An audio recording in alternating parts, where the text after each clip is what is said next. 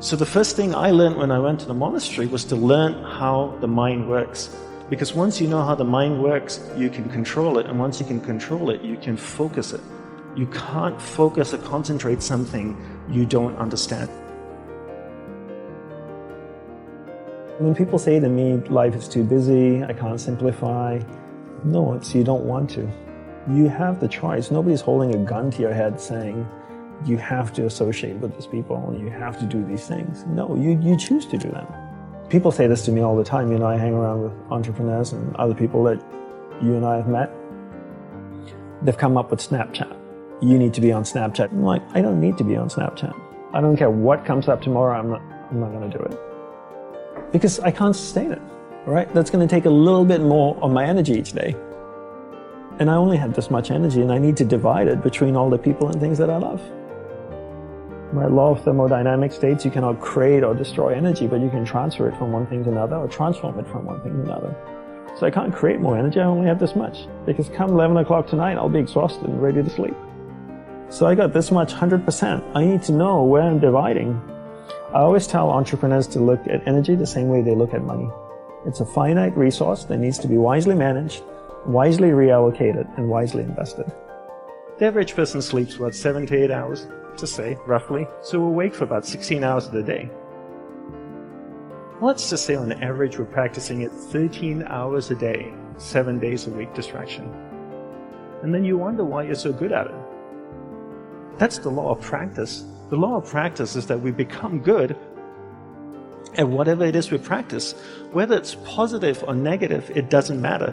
If you practice something over and over and over again, you become really good at it. And that's why people are so good at distraction, because it's what they practice. And then people say things like, technology are great distractors, right? Smartphones. Oh, I have this thing so distracting, my smartphone. The internet. Are they distractors? I'd like to say no first, and then yes. But mostly no. Technology in itself is not a bad thing. It's actually a beautiful thing, as long as we're in charge of it. But if every time your iPhone beeps or makes a sound and you turn to it and you go, yes, master, how can I serve you today? Then you live in that world of distraction. It's training you to be distracted. But if you actually use technology, then technology is not a bad thing. So how do we become good at concentrating? We start by understanding the mind. Right? All of us have a mind. It's the most powerful tool in the world. We built a smartphone, it's put machines that drive itself on Mars. So the first thing I learned when I went to the monastery was to learn how the mind works. Because once you know how the mind works, you can control it. And once you can control it, you can focus it.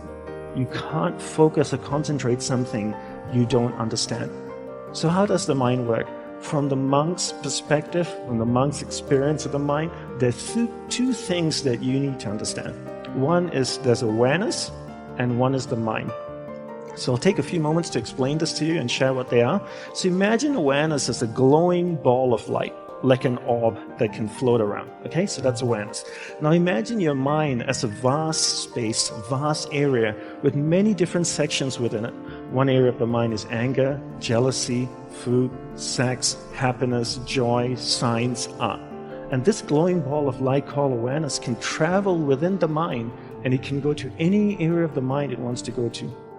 And when it goes to a particular area of the mind, it lights up that area. When it lights up that area of the mind, you become conscious of it.